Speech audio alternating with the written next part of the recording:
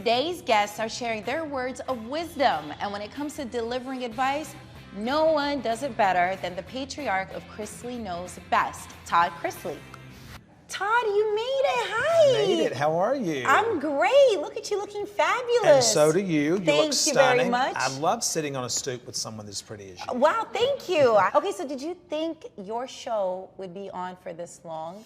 Chrisley Knows Best? You know, I think that when we started, we were like, can we just get 500,000 viewers? Yeah. And, you know, now here we are celebrating our 100th episode. And we're very blessed. You know, we were blessed from day one of being able to partner with a network like USA. And they have allowed us to continue to breathe and to grow as a family and therefore give you organic material. So we've been very blessed. And you're an executive producer, so you do have control of what airs and what doesn't. You know, I've never utilized my EP role to say this can't air or this can air. I have never done that because I feel like that if my kids are not aware enough of their surroundings than to act like a heathen, then that needs to be put out there. Right. Because the best lesson that you learn is one that you live and that you see. Right. So when you look like an ass on television, you stop acting like an ass in private. What would you say that, as far as growth and the family and everyone coming together, the one thing that you are proud of when it comes to, you know, seeing all these seasons fly right by and you're just like, you know what, we figured it out? You know, I don't know that we've figured it out. I think we're still figuring it out. Yeah. I think that I'm obviously proud that my children, they don't do everything that I like, and they make mistakes.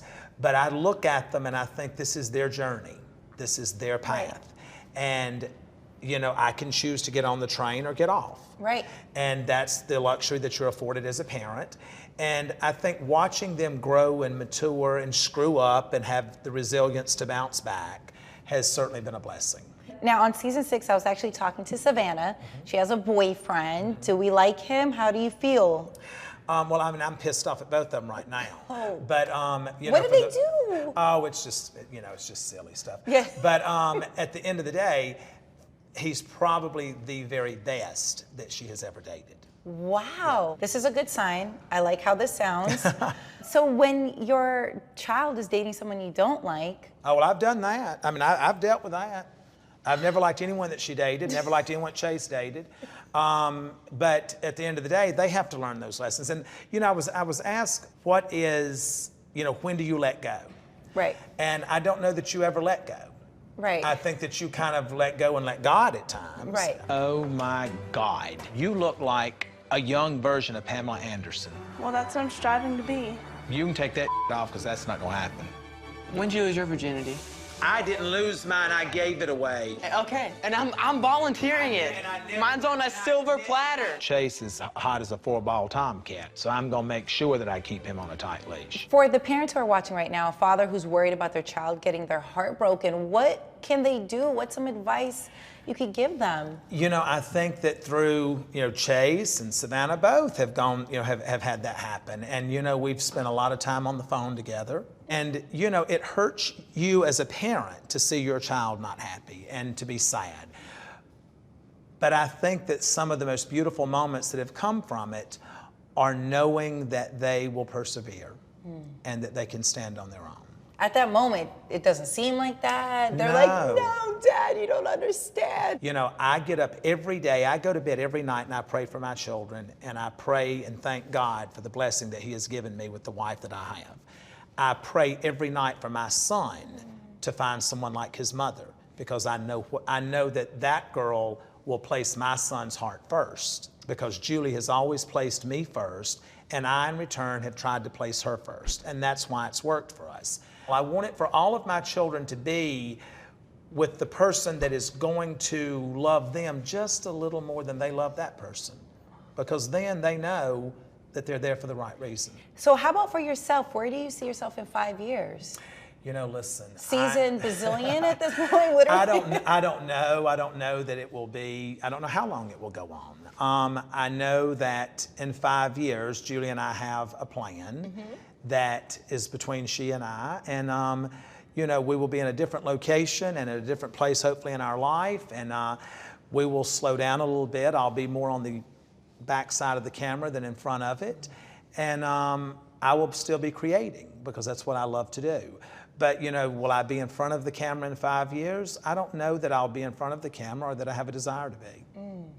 But you will be working behind the camera. The magic will still continue. That is my goal. And if the good Lord decides to bless me with that, then that's what I'll be doing. Absolutely. So.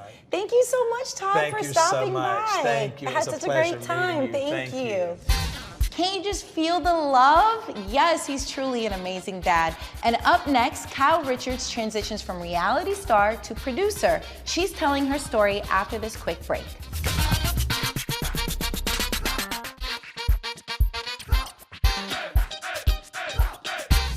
Kyle Richards has been a fixture on Real Housewives of Beverly Hills for years, but now we're getting a glimpse of her upbringing. Her new series, American Woman, is inspired by her childhood. Kyle stopped by to tell us why it's basically a love letter to her mom.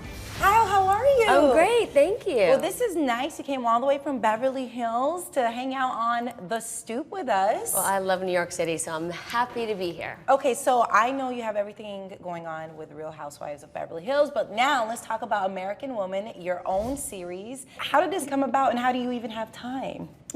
Well, you know, when my mom was sick, I used to, go to see her every weekend, and I would just, reflect on my life growing up with my mom in the 70s and how she did it all, being a single mom, and I just started like flashing back, and I thought, one day I want to do a story about this time and my mom and who she was.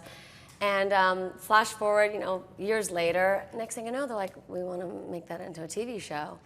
So I was like, yeah, here we are.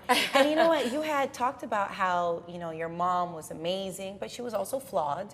We're all flawed. All yes. of us. How has that experience shaped how you're a mother? My mom, we were her whole life. The only thing she really cared about, looking back, was her children. So, she taught us a lot, for me as a mom, teaching me that being a mother is the most important job you can ever do, and what you put into your kids is what you get out of them. Right. With that said, that there was a lot of mistakes she made. There's mistakes that we make, but she influenced me a lot as a mother, and just about putting your dreams out there. She'd say, you got to plant the seeds now and make your dreams happen.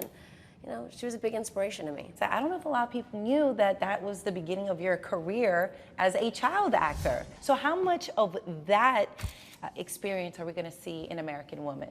I started at 3 years old actually acting. Right. My first TV series, I was 5, but you'll see it on the show for sure. Do you remember that time because you were so young? Oh yeah, I remember a lot of that time. Working-wise, I will get residuals for things that I didn't even know I did.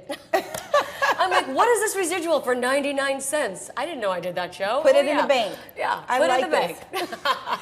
So now that you're also producing it, and is that something that you always wanted to have as far as being a producer? Absolutely.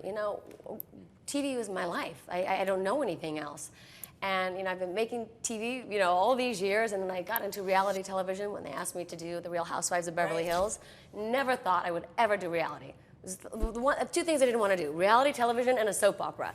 And next thing I know, I'm like, here I am, 10 years later. Yeah, exactly.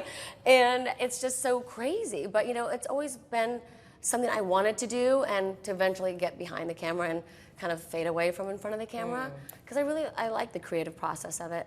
I really, really love it. It just doesn't feel like a job to me because I love it so much. For sure. It has to be exhausting to be filmed all the time, and you've been doing this for 10 years with Bravo. The truth is, the crew becomes like family. Right. And, they've watched Portia grow up. All my kids grow up. I mean, they get sentimental about my kids getting older. And Oh my God. Portia was turning 2 on the show, season 1. And now she's in, 4th grade here, so it's pretty cool. She said to me one day, this is really funny, she said to me, Mom, are we just on the show until everybody dies? Oh my gosh! And I was like, what? Yeah. That's actually she really likes funny. it, she doesn't mind, she just doesn't know the difference. Yeah, that's really funny. I know, I did laugh about that. What's the best piece of advice you have ever given to your kids that you feel it's been the best? 2 things I repeatedly say to my kids is just treat people the way you want to be treated. I think that's really important. Even, it seems like a cliche and it's like old school, but it's so important now with what you see in schools and bullying, and it still happens all the time. And just to, put your dreams out there. I had this whole conversation with Portia the other day. I was in LA, and we went down to Sunset Boulevard to the iconic Sunset Strip to see the American Woman. They put billboards up, and there was a whole like high rise with American Woman on the side, and I got all choked up and I started to cry, and I said, "This is a dream I've always had." And she said, "Mom, you know, you had this dream and you made it come true." And I said, "You know, whatever you want in life, you can make it happen too." And so I always tell my kids, whatever you want, you got to start planting those seeds now, and you can make it happen. From my understanding, American Woman is a dramedy, so it's drama and comedy. Yes, it's really nice, and it really does give you all the feels, like they say. I'll find a way to take care of my girls. Mom, slow down. But I haven't been out in years, so I am ready to have a good time. When you come out to New York, do you ever see Bethany? Do you guys get to hang out? Yes, always, always. Where do you guys go? I'm just curious. I'm always trying to figure out where rich people hang out at, I- so I could go and crash the party. Well, I was actually texting her last night. Where's a good place to go in Soho? You know, because I was with my friend here. And we always go out. You know, we'll meet up for, you know, dinner or going out after we do Andy Cohen's show. Or we've been friends for 25 years. Thank you so much for hanging out with me on the Stoop. Thanks for having me. Of course. Up next, my boy, Neo. We'll be right back.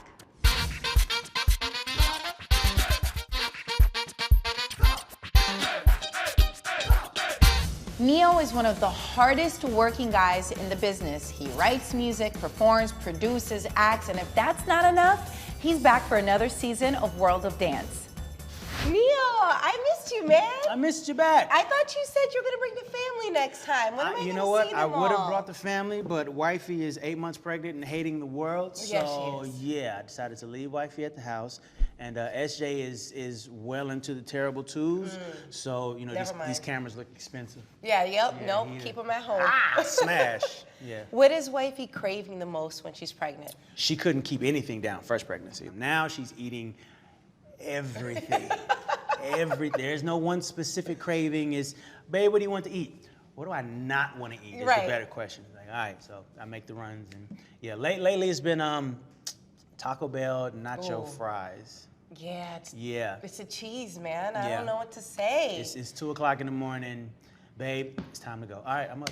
And no complaints from your end. You just go No. get it done. No, come on. She's holding my child. Like it's like I was like researching pregnancy and just the intensity of the pain. And they say stuff like childbirth is like basically fracturing 20 bones all at once or something like Yes. that. I'm like, Look, your face right now, I can tell you. yeah, what, like men would die. Oh yeah. You Like guys we can would handle it. literally die. Like that's nuts. How do you have time between that, World of Dance, and everything else? I just saw you recently performing as well. So Yeah. World of Dance, here we Yes. are. Season 2. And I heard it Season already 2. got re-up for season 3. Season 3 already out. Congratulations. I'm assuming they like us a little bit. Yeah. Yeah. What makes this season different than the previous one? For Well, season 2? first season was kind of testing the waters a little bit. Like there was a lot of dancers that didn't even come to the audition because they were like, what is this going to be? Right. The World of Dance existed before the show. It was its own competition, and they knew that one, but they didn't know what it was going to be for TV. So now that the first season came out and was a success, everybody's like, okay, we got to get to World of Dance now. Right. So I was a little concerned after the first season because there was so much amazing dancing. I was like, somebody's gonna have to literally like levitate in order to impress us for season 2. Like what are they gonna do? What can they possibly do that we haven't seen? What is the main difference, obviously, other than singing and dancing being the difference between a singing competition and a dancing competition? They both kind of ride side by side because a good singer is gonna be passionate. A good singer is gonna evoke emotion. You know, like whatever. If I'm singing a sad song, you're supposed to be sad listening to me sing this song. Yeah. Same thing with dance. If your piece is supposed to be sad and I'm not sad after watching it, you're gonna get a poor score for that. You know, so it's kind of the same thing. It's all about passion. Passion at the end of the day is what separates a great singer from an okay singer, a great dancer from a good dancer. You know? For you, when it comes to your dancing, why is it so important, to stay up on it? Because you could just sing, man. Neo, like, what's up? You could just hit us with the acapella, we good. I could, but I came in the door dancing. Maybe not Chris Brown dancing. That's Right. a whole other is planet. yeah. But I came in the door, with certain moves and grooves and whatnot. So I try to keep at least a little current. Yeah. I mean, I don't want to look nuts. I'm almost 40 doing the shoot dance. I don't know how that's gonna look on me. Right. But I like to definitely keep it exciting. Yeah. I pride myself on being able to hold the crowd by myself. Okay, so who are your top 3 favorite dancers of all time? Well, I mean, you got to throw Michael Jackson in there. Of course. You can't do this without Mike. Yes. But I like to go back to the people that inspired Mike, to Sammy Davis Jr. Oh, yes. Bob Fosse. Yeah. You know, Okay. Fred Astaire, people like that. People that if not for these people, there would be no Michael Jackson. Yep. So Michael Jackson, Sammy Davis Jr., and Bob Fosse. But wait, we got to talk about one more thing. Oh, of course, Good Man. Brand new album, new music. You know what? People were trying to hate on the title, Good Man.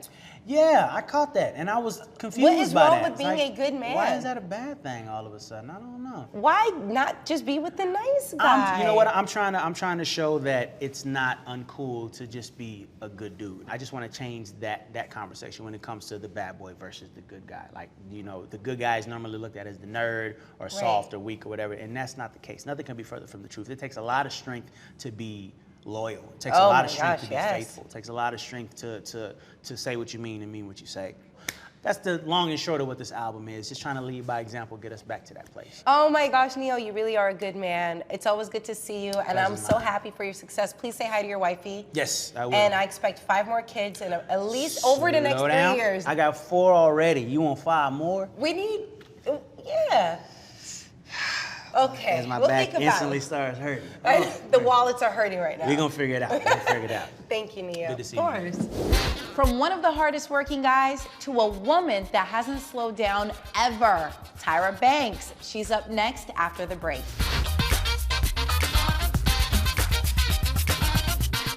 Talk Stoop is sponsored in part by STK Downtown. STK takes the social experience of dining to a new level with a chic contemporary design, an in-house DJ, a rooftop garden oasis, and a menu of reimagined classics. Not your daddy's steakhouse. Visit stk.com or stop by the STK Social Hour weekdays from 3:30 to 6:30.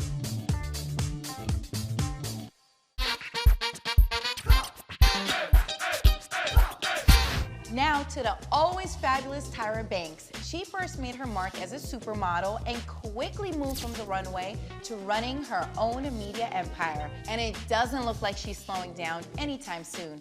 I caught up with her at the STK Lodge in downtown Manhattan.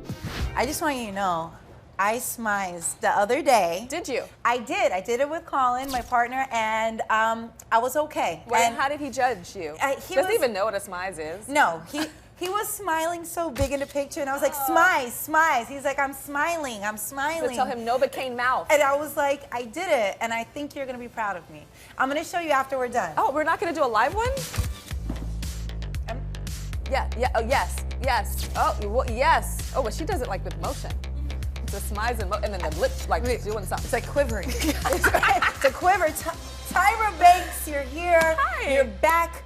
America's next top model. The boss is back. Tata is ready for you. Let the games begin. When you come in this room, you respect. Tyra is back, so you need to show up and show out. I need to bring the heat. You decided you couldn't be away for too long, huh? You know, it wasn't me, it was you. Who's you? Who are we blaming here? The public. Yes. On social media, or you. Yes. On social media was saying, what the hell? Like, yeah, look, I'm not gonna lie to you. I was one of them. I was like, why are you hitting me up? Were you trolling me? I was like, question mark. But I understood. Look, I get it. You've been in the game for so long where you wanna, look out for other people. You wanna open doors for other women. Yes. I totally get that. And I'm a business person too, and I wanted the show to keep going. Yeah, forever. like a billion more cycles. You know Because what I mean. this is what, the 24th cycle now, right? Yes, 24th. So I wanted it to keep going, and I'm like, okay, let me inject it with youth and new and different, and they were like, no, girl, come back. We are not having this.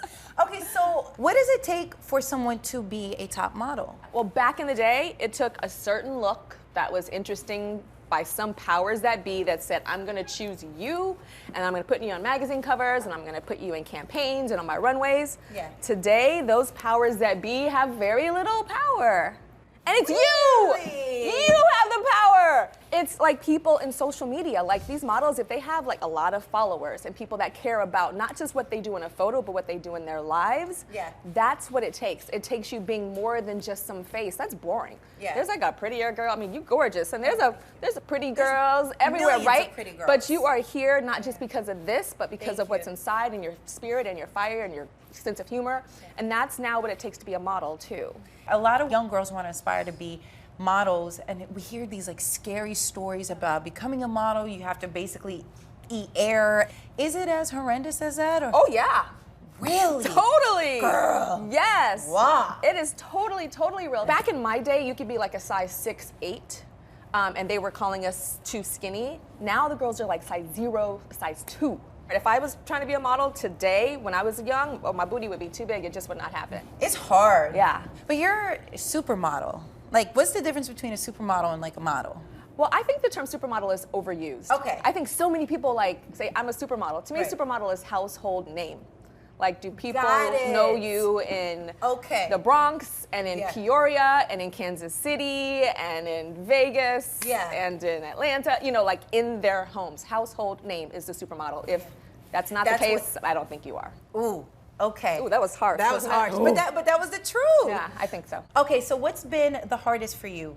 Being a mom, being a model, being a businesswoman, someone who went to Harvard? I think the hardest part, being a mom is no joke. I have this newfound utmost respect for stay-at-home moms. I'm a working mom, right? But when I have my son for like with no help and for days and days and days, I'm like, this is crazy. And some days you have to go, okay, am I gonna take a shower today or am I gonna brush my teeth? Oh, God. Okay, so I have to tell you, before we started the interview, I was watching a throwback video. It was of Kobe Bryant and you. Oh, God. Oh, God. K-O-B-E? Yes. And I was like, Kobe Bryant. Oh, my gosh. I was talking as if I know Kobe. He has no idea I exist. But I was watching a video, and I was just thinking, what a great time. Just in everything. But I was watching you dance so hard and performing. And I was just like, what the hell was that? It was such a moment because someone who's a fan, we love Tyra for so many different points of your career. Some of us grew up when, it was Fresh Prince, right? We loved seeing you on there, singing, modeling, whatever it was. And now to look at your career, what else do you want to accomplish? I want to create businesses that outlive me. So I'm in the process of working on something that will debut in 2019 that has never been done before. Really? So in the beginning, I was all about how many magazine covers can I get? How many fashion shows can I walk down? I mean, you've done it all. How many firsts can I be? Me. And it was me, but it was also me wanting to expand the definition of beauty for Black women. So it was all about me, but also, you know, just in terms of being a Black woman and knocking down these doors. And now, with everything that I do, it's this. And I know I have more power with this, like a TV show that gives girls the opportunity to model, or a talk show that helps people have more self-esteem, or this new stuff that I'm working on.